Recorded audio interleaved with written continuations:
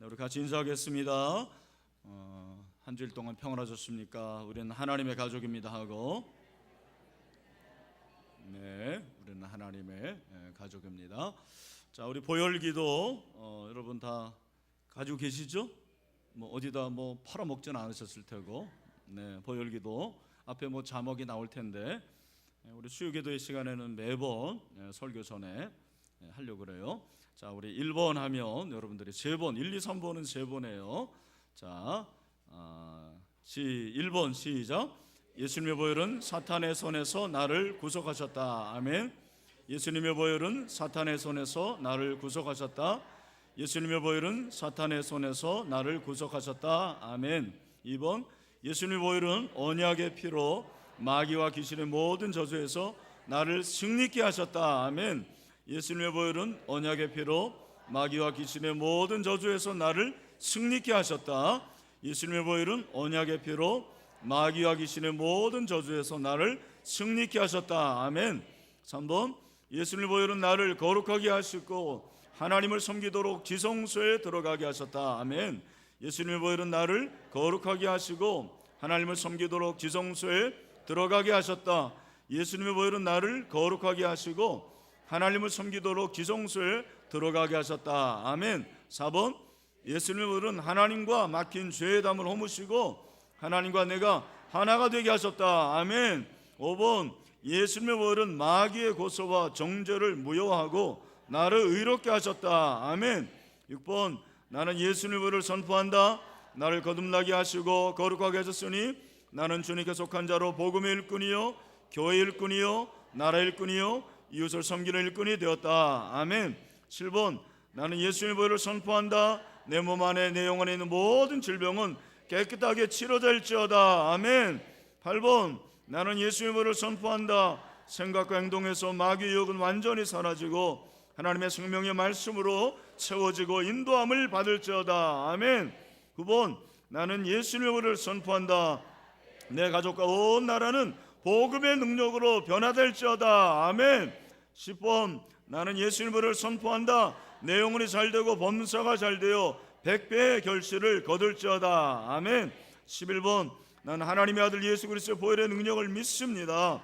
하나님의 아들 예수 그리스도는 사망 권세를 이기시고 생명으로 부활하여 하늘로 승천하셨고 다시 하늘로부터 이 땅에 심판자로 오실 예수님의 재림을 믿습니다. 아멘. 12번, 나는 예수님의 보혈은 산자와 죽은 자와 현재일과 장래일의 영원한 승림을 믿습니다. 내 영혼아 십자가 보혈의 능력으로 무장하라. 예수님의 보혈이 생수의 강이 되어 내 영혼을 넘치도록 채우소서. 존귀와 영광과 찬양을 오직 주님께 돌립니다. 예수 그리스도의 이름으로 기도합니다. 아멘. 할렐루야. 여러분, 말에는 능력이 있습니다. 이 말은 하나님이 들으시고 누가 들어요? 내가 듣는 거예요. 기도도 마찬가지죠.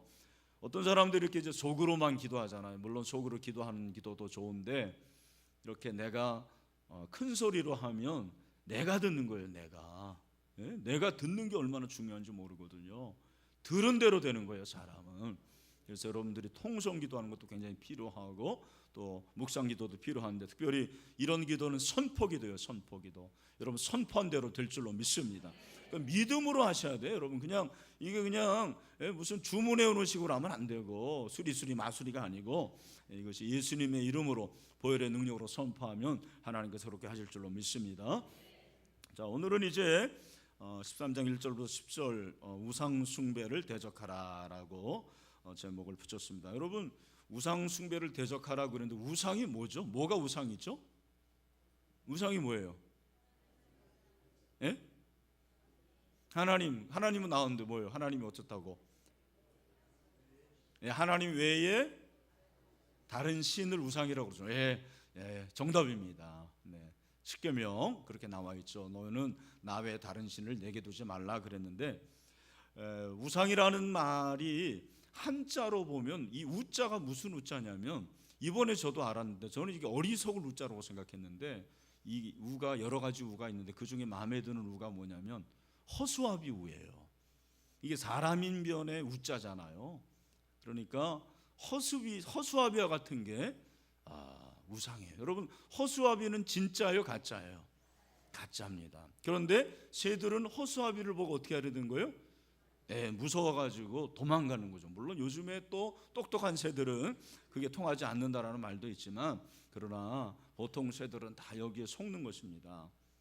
그런데 여러분, 원래 이 우상이라는 단어는 뜻이 뭐냐면 재밌는 뜻이 있는데 바꾼다라는 게, 바꾼다. 어떻게 해요?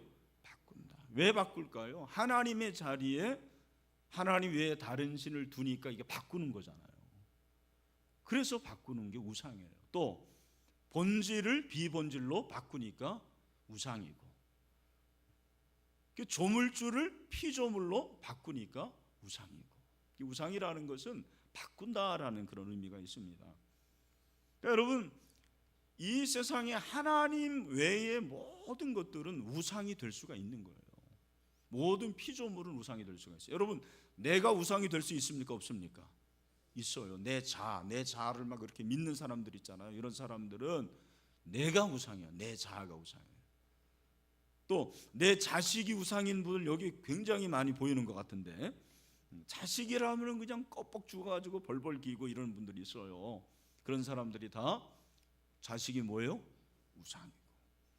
또 배우자도 너무 이렇게 하나님보다 더 사랑하면 안 돼요. 배우자를 사랑해야죠. 그러나 하나님보다 더 사랑하면 안 돼요. 여기 그런 사람이 많지 않은 것 같은데 하나님보다 더 사랑하면 그것도 우상이 되는 거고, 여러분, 교회는 우상이 될 수 있을까요? 없을까요? 예? 교회도 우상이 될 수가 있어요. 목사에게 교회가 우상이 될 수가 있는 거죠. 그러니까 여러분, 목사가 하나님과의 관계보다 뭐 교회의 성장이 우선이고 뭐 어떤 숫자가 우선이고 하면 그게 뭐가 되는 거예요? 우상이 되는 거죠. 그래서 목회라는 것도 얼마든지 우상이 될 수가 있는 거예요. 다른 목회자들과 경쟁하고, 그리고 그걸 통해서 내 자아를 드러내고, 그러면은 그게 우상이 되는 거예요. 그래서 여러분, 모든 것이 우상이 될 수가 있는 거죠. 근데 문제는 여러분이 아셔야 될 게 뭐냐면, 그 우상의 뒤에는 누가 있는 거예요? 사단이 있는 거 맞습니다. 그래서 오늘 우상을 대적하라라는 말은 사실은 다른 말로 뭐예요? 사단을 대적하라, 그런 말이죠. 여러분, 우상을 대적하십시오. 사단을 대적하십시오. 같은 말이에요. 우상은 사단의 수단이에요. 그래서 사단이 우상을 숭배하게 하는데, 저와 여러분에게는 마귀가 여러분 그렇게 어리석고 멍청하지 않습니다. 그래서 마귀가 우상을 숭배하게 할 때 저와 여러분에게, 야, 너 김집사, 너 여기 호합산가요? 거기 가가지고 부처한테 빌어라. 그런 말 할까요? 안 할까요? 그런 말은 죽어도 안 해요. 여러분 중에 그런 사람이 어디 있겠습니까? 그런 말은 안 하죠. 여러분, 그런 말을 여러분이 들었다고 그래서 여러분 진짜 호합사 가가지고 그 부처한테 빌겠어요? 네, 그런 사람은 저는 없으리라고 믿습니다. 그런데 마귀는 어떻게 하는 거예요? 야, 너 네 자신을 믿어야 돼. 네 자신이 최고야. 그런 말을 하는 거예요. 야, 너 돈이 최고야, 돈이 최고. 예배도 돈 다음이지. 네가 돈 없으면 봐라. 교회에서 돈 없으면은 얼마나 네가 얕잡아 보고 사람들이. 교회도 돈 있어야 다니는 거야. 그게 바로 마귀의, 사단의 대적이에요. 우리가 생각할 때는 사단이 진짜 막 뿔 달려가지고 엄청 못되게 굴고 여러분이 힘들게 할 것 같은데 그렇지 않습니다. 마귀가 여러분 IQ가 얼마나 높아요. 그래서 여러분들을 정말 유혹하고, 그리고 여러분들이 넘어지게 하고 하나님을 섬기지 못하게 하는 거죠. 오늘 이 시간 여러분, 사단의 괴기를 물리칠 수 있는 여러분이 되시길 축원합니다. 그래서 여러분이 오늘 계시록 13장 1절부터 10절은 이제 사단이 우리를 이제 넘어뜨리려 하는데, 뭘 가지고 넘어뜨리면 적그리스도라는 것을 통해서 우리를 넘어뜨리려 합니다. 그래서 이 적그리스도의 활동이 나와요. 어떻게 보면 요한계시록에 적그리스도가 계속 나오는데 거의 마지막으로 이렇게 볼 수가 있는 거죠. 13장 1절을 보면 내가 보니 바다에서 한 짐승이 나오는데 뿔이 열이요 머리가 일곱이라. 그 뿔에는 10왕관이 있고 그 머리들에는 신성모독하는 이름들이 있다. 여러분 요한계시록을 몇 번 봤으니까 지난주에도 제가 말씀드렸는데, 이 바다는 뭐라고 그랬죠? 바다는 세상을 말한다고 그랬어요. 부정적인 의미라고 그랬어요.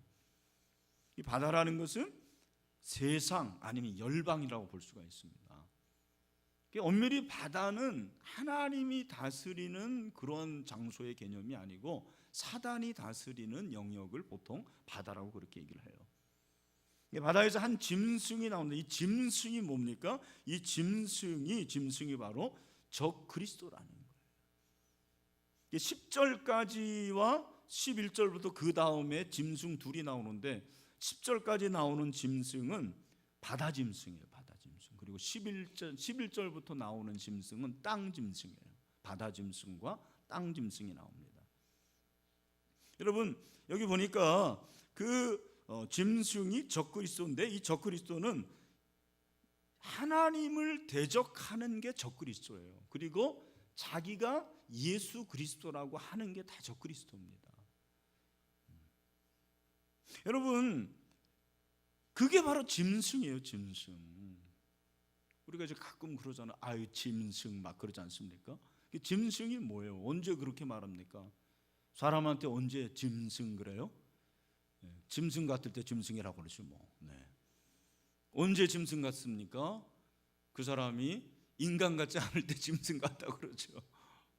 부도덕하고 윤리도 없고 도덕도 없고 예의도 차리지 않고 본능적으로 사는 경우에 이 짐승 막 그러지 않습니까? 그런데 여러분 여기서 말하는 이 짐승은 그런 것과는 좀 달라요. 이 짐승이라는 것은 우리가 이제 이게 비유기 때문에 짐승이라고 그러면 벌써 사람과 좀 다르고 짐승이라고 가지고 있는 이미지가 있는데, 그 이미지를 전달을 하는 거죠. 바다에서 한 짐승이 나오는데 뿔이 10이고 머리가 7이고 그 뿔에는 10왕관이 있다 그랬고 머리들에는 신성모독하는 이름들이 있다 그렇게 말하고 있습니다. 그러니까 여러분 이 말은 이 짐승이 굉장히 힘이 있고 그리고 나름대로 영광을 받는다라는 거예요. 왜냐하면 뿔은 항상 권세라고 그랬잖아요. 뿔은 권세인데 그 뿔이 몇 개요? 자그마치 10개나 되는 거예요. 이 10이라는 숫자가 아주 큰 숫자 아닙니까? 그런데다가 머리가 뭐라고요? 7이에요. 7이 완전수예요.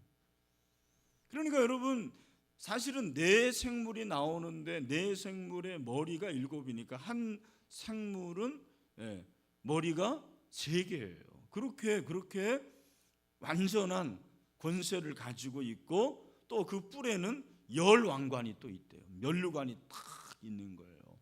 근데 그 머리들에는 신성 모독하는 이름들이 있어요. 하나님을 모독하는 이름들이 쫙 기록되어 있는 거예요.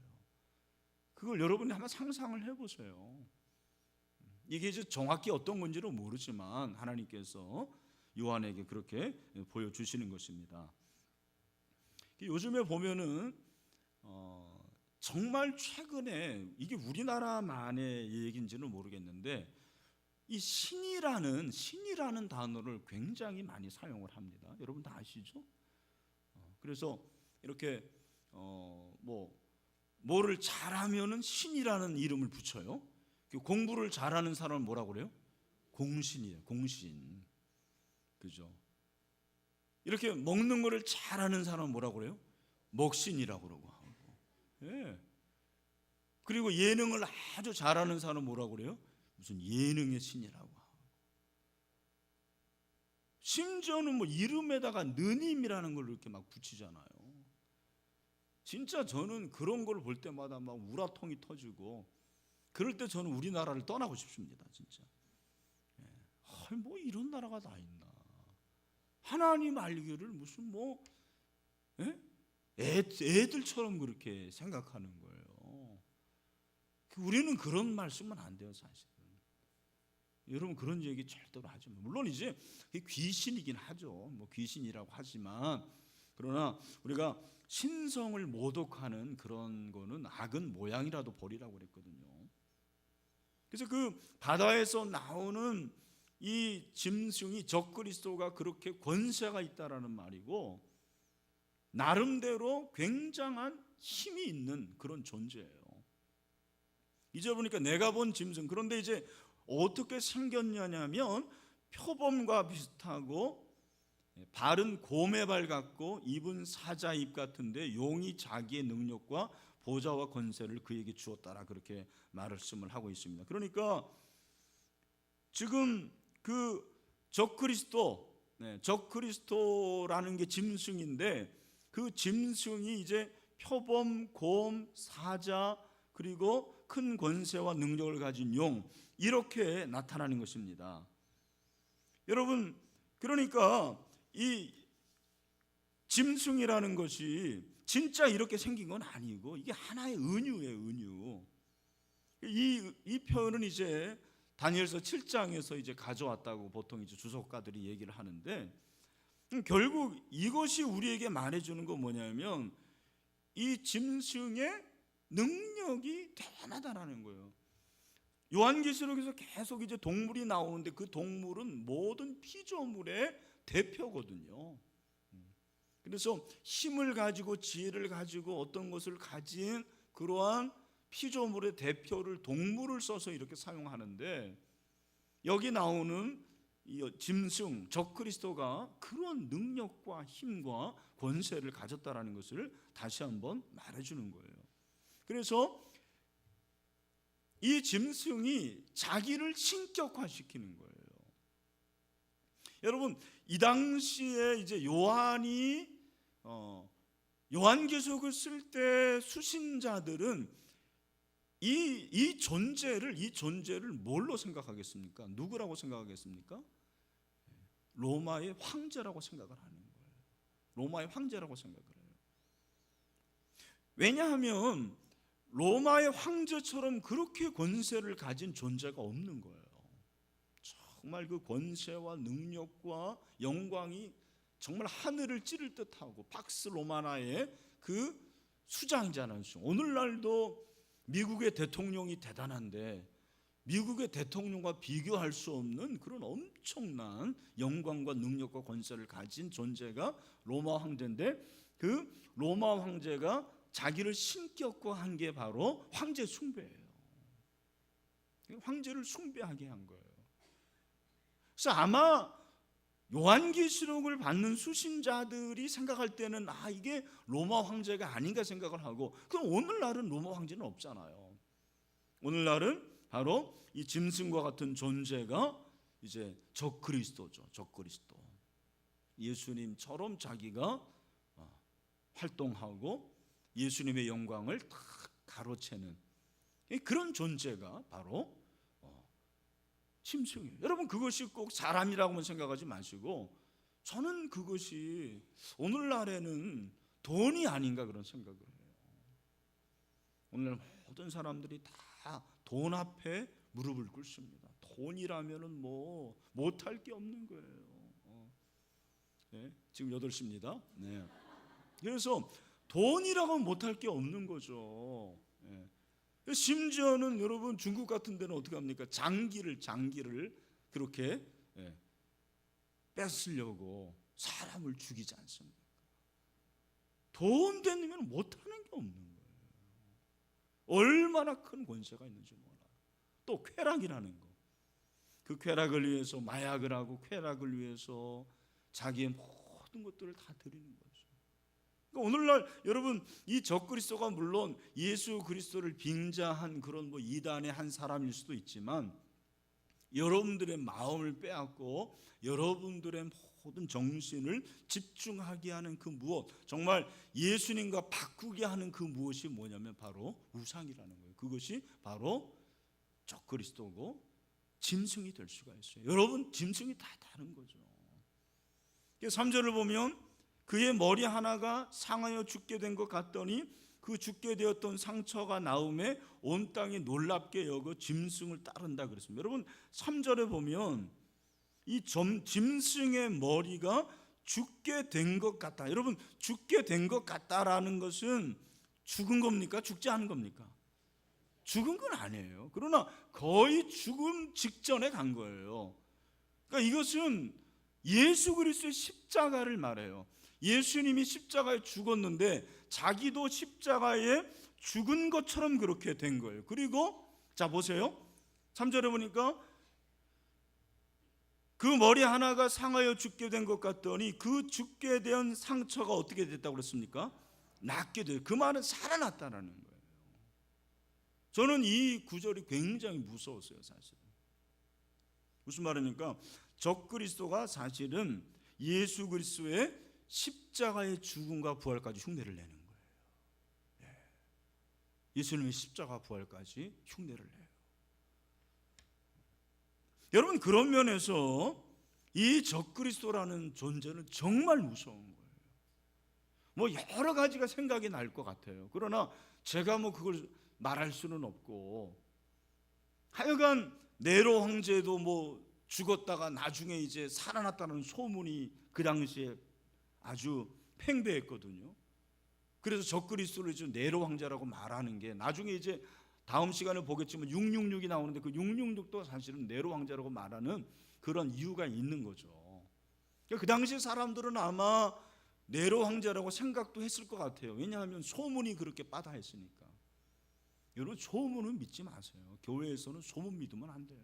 교회만큼 소문이 많은 데도 없는데 교회만큼 소문을 전달하면 안 돼요. 사실만 말하고 그랬잖아요. 그렇게 이 적그리스도가 너무너무 무서운 존재예요. 예수님의 십자가의 죽음과 부활까지 흉내내는 거예요. 여러분, 그러니까 사단적인 것은 겉으로는 모르는 거예요. 속을 봐야 돼요. 속. 여러분의 속을 봐야 돼. 다 겉으로 볼 때는, 형태로 볼 때는 예수 같아요. 그러나 속은 사단이지.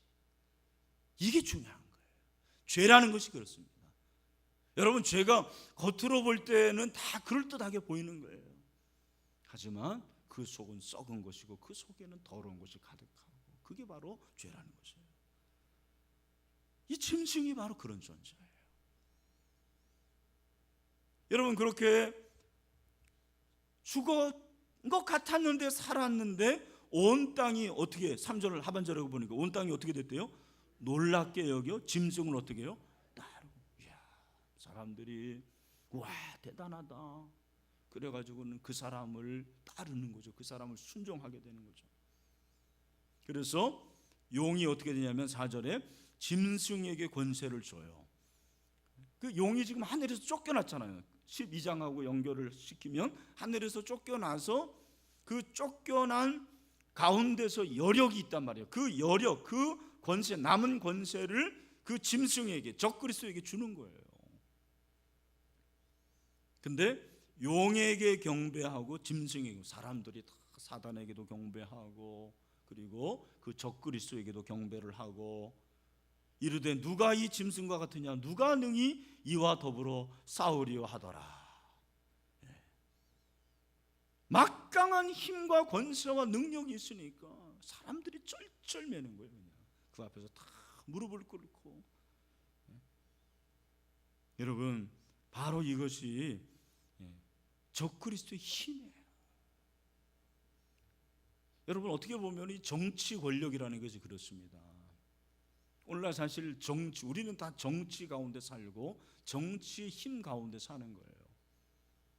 여러분, 정치는 대부분 다 사단의 권세 아래에 있습니다.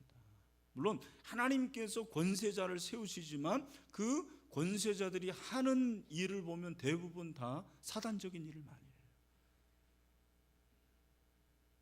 좀 그걸 많이 경험하게 됩니다. 그러면 여러분 느끼게 되지 않습니까? 우리나라도 여러분 정치인들이 하는 일이 정말 하나님이 기뻐하시는 일을 많이 했을까요? 하나님이 싫어하시는 일을 많이 했을까요? 여러분 그건 여러분의 판단에 맡깁니다.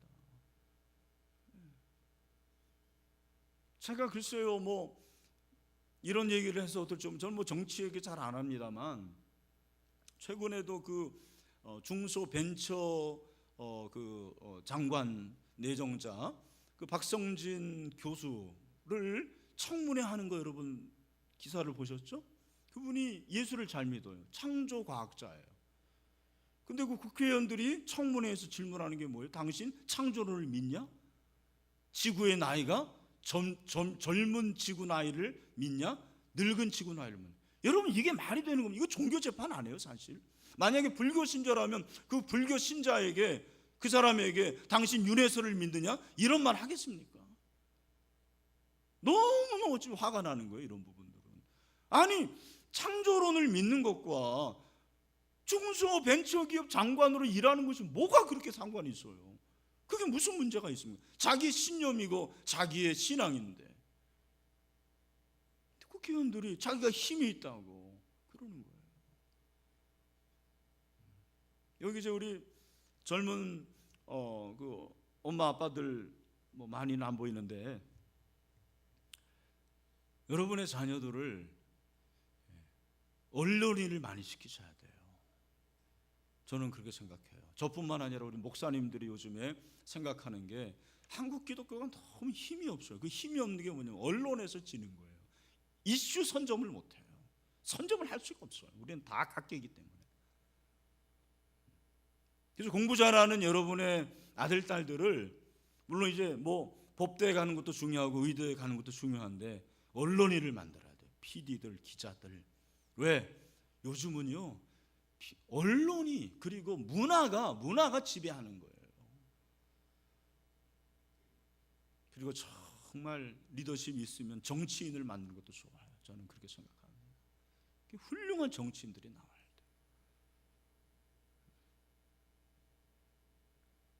그래서 이 힘이 너무 무서운 거죠. 어떻게 보면. 근데 이 무더운 짐승이 5절에 보니까 또 짐승이 과장되고 신성모독을 말하는 입을 막고 또 42달 동안 일할 권세를 받아요. 고난을 딱 받는 거예요.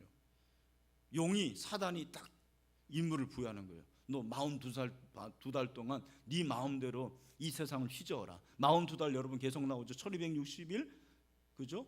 세대 반 다 같은 말이에요. 뭡니까? 이게 핍박받는 기간이에요. 예수님이 초림과 재림 사이의 기간을 말하는 거죠. 그러니까 어떻게 보면 오늘 우리가 이렇게 기독교가 좀 수모를 당하고 하는 것들이 제가 늘 말씀드리잖아요. 당연한 일일 수도 있어요. 이상한 일이 아니에요. 지금 이 1260일 동안 42달 동안 그렇게 이 짐승이 그냥 교회를 우리 한국 교회뿐만은 아니에요 사실은. 최근에 제가 어떤 책을 봤는데 미국에서는 아예 그 교수들 중에서 그런 교수들도 있대요. 만약에 이 땅에서 교회가 없으면 얼마나 좋을까 그런 식으로 직접 말하는 교수들도 있대요. 미국도 여러분 점점점 믿지 않는 자들이 많아지고 있어요. 전 세계적인 현상입니다. 어쩌면 이것이 종말론적인 그러한 특징일 수가 있는 것입니다. 그래서 이 짐승이 성도들과 싸우는 거예요. 6절 짐승이 입을 벌려 하나님을 향하여 비방하되 그의 이름과 그의 장막 곧 하늘에 사는 자들을 비방하더라. 막 비방을 해요. 성도들을 비방하고 예수 그리스도를 비방하는 거죠. 7절 또 권세를 받아 성도들과 싸워 이기게 되고 누가 이겨요? 누가 이겨요? 짐승이. 뭐 무조건 하나님이라면 안 돼요. 교회에서 물어보면 무조건 예수님 하나님이라고 그러는데 여기 보면은 잘 보면은 또 권세를 받아. 누가 권세를 받는 거예요? 지금 짐승이. 그렇지. 짐승이 권세를 받아가지고 성도들과 싸워 이겨요. 이기게 돼가지고 각 족속과 백성과 방언과 나라를 다스리는 권세를 받으니. 우리 이거 각 족속과 백성과 방언 이거 좋은 얘기잖아요. 구원하심이 막 그건데 그게 아니고 이 짐승이 잠깐 그렇게 이기는 때도 있다라는 거죠. 아셨어요? 네.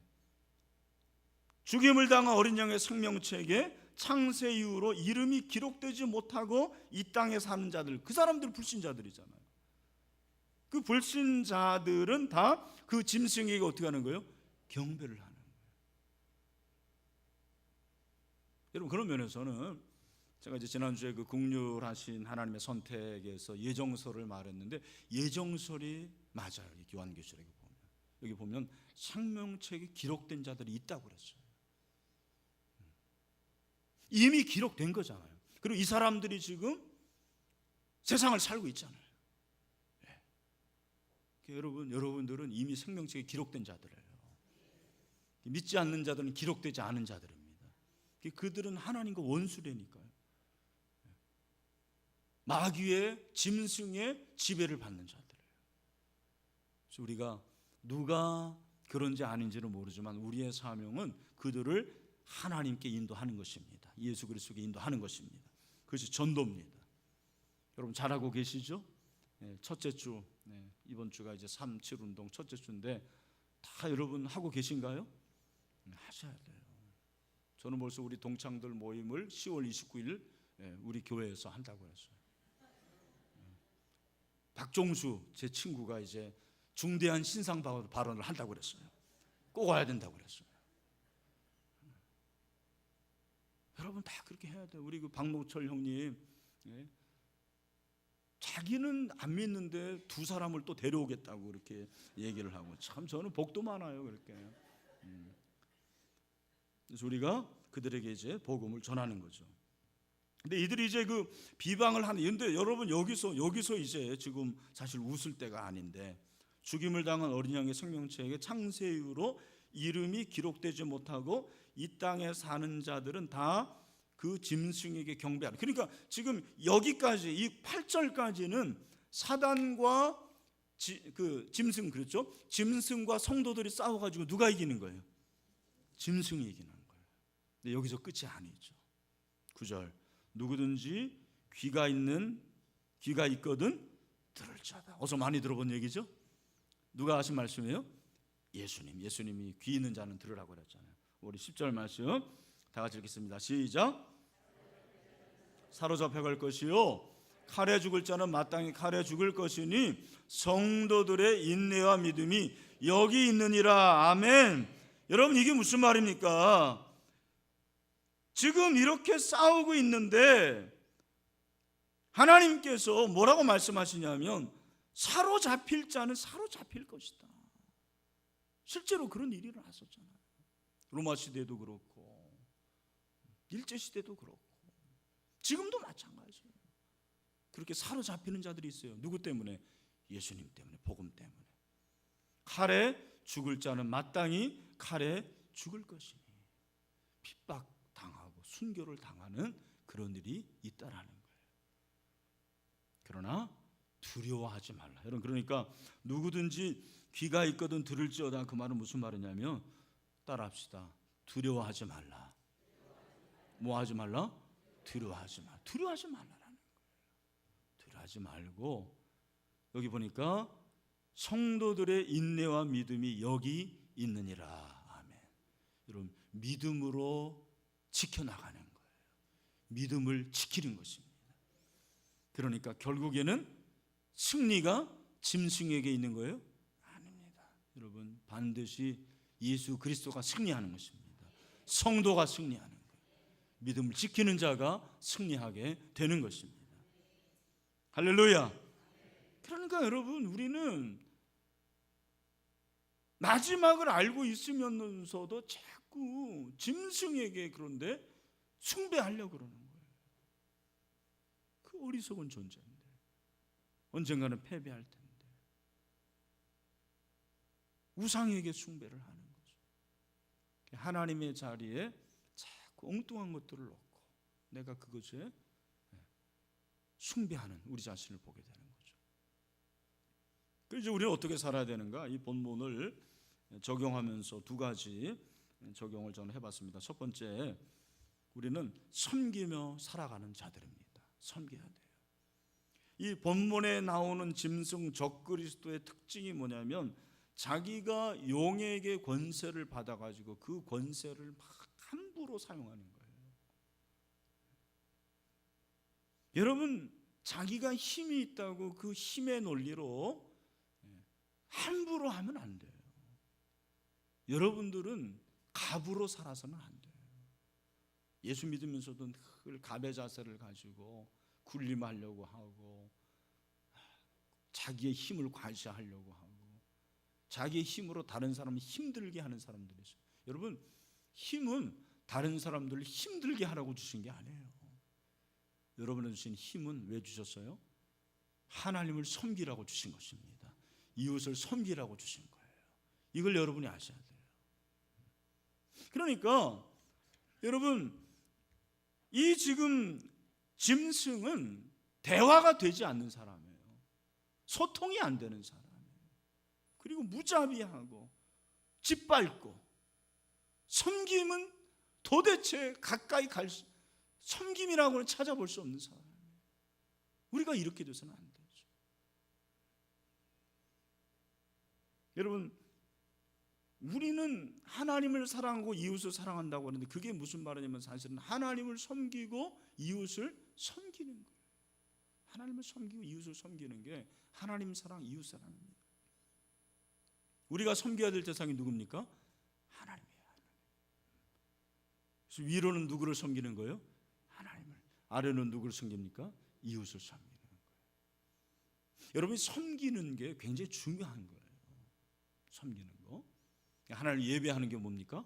섬기는 거. 그래서 예배를 영어로 뭐라고 그래요? 서비스라고 그러죠. 우리 뭐 허드렛 일 하는 거, 그것만 봉사하는 것만 섬기는 거 생각하는데 그렇지 않습니다. 예배가 섬김이에요. 섬김. 예배는 납작 무릎 꿇고 하나님을 높이는 게 섬김이거든요. 그게 예배거든요. 출애굽기를 보면 하나님께서 모세에게 네가 가서 이스라엘 백성들을 출애굽시켜라 그렇게 명령을 하십니다. 그러면서 아니 하나님, 저는 뭐 말도 못하고 정말 제가 어떻게 합니까?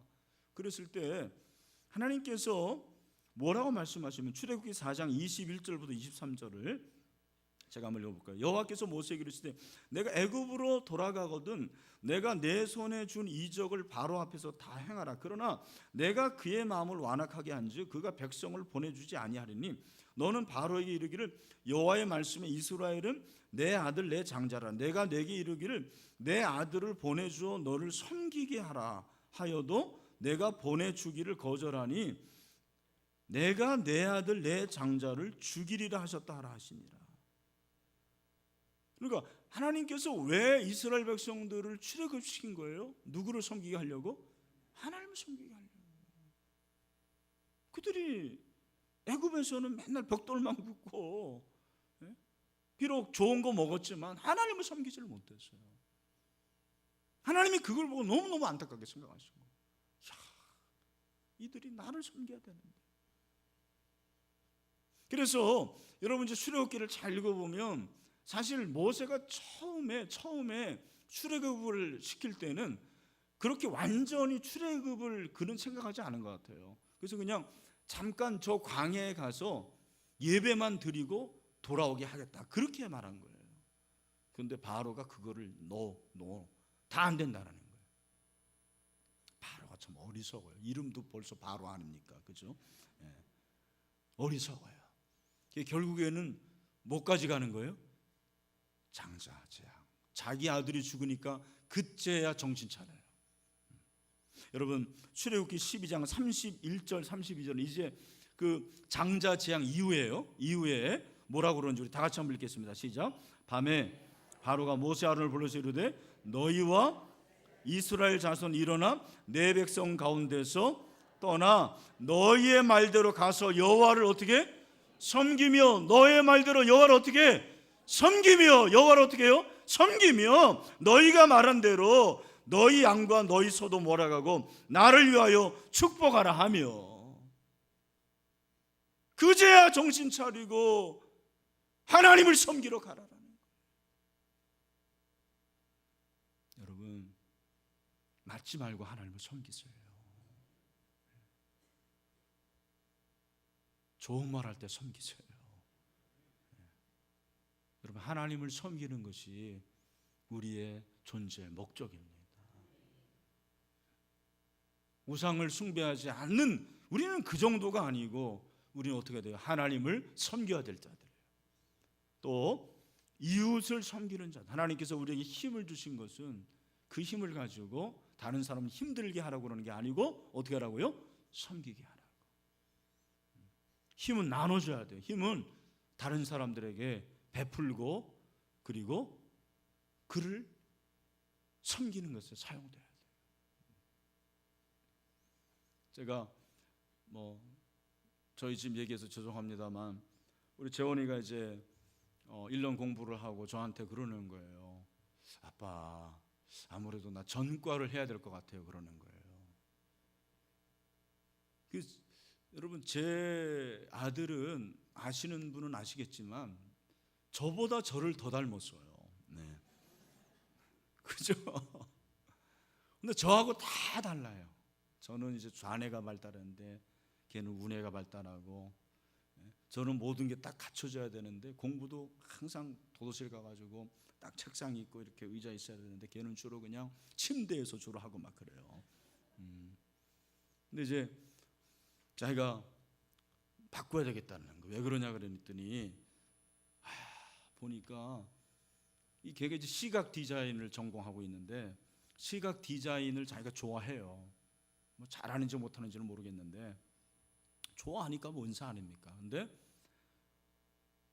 아이들을 그 주변에 이렇게 잘하고 하는 또 그 장인들을 보니까 다 삶이 특이하다라는 거예요. 자기처럼 그렇게 온실에서 잘하고 이래가지고 예술이 안 나온다라는 거예요. 네.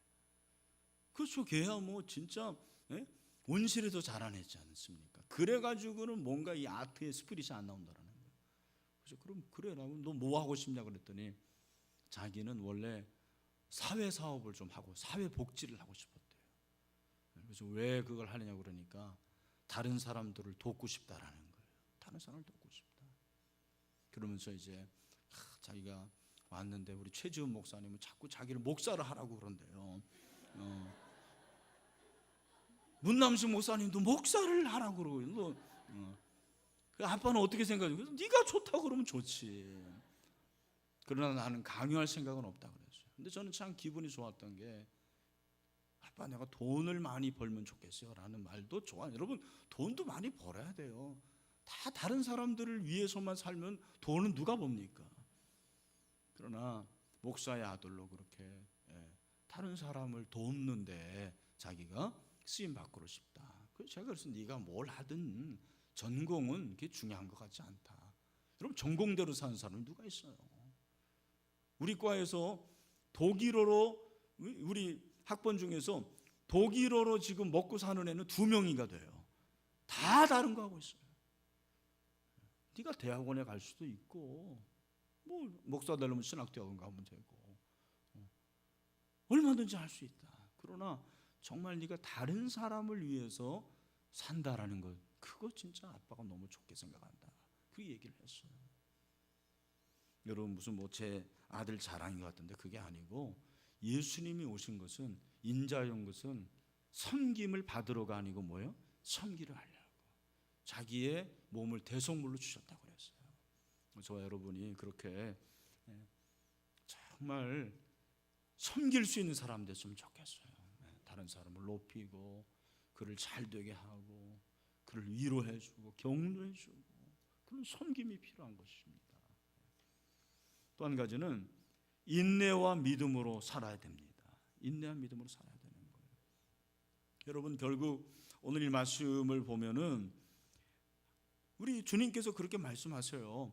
성도들의 인내와 믿음이 여기 있느니라.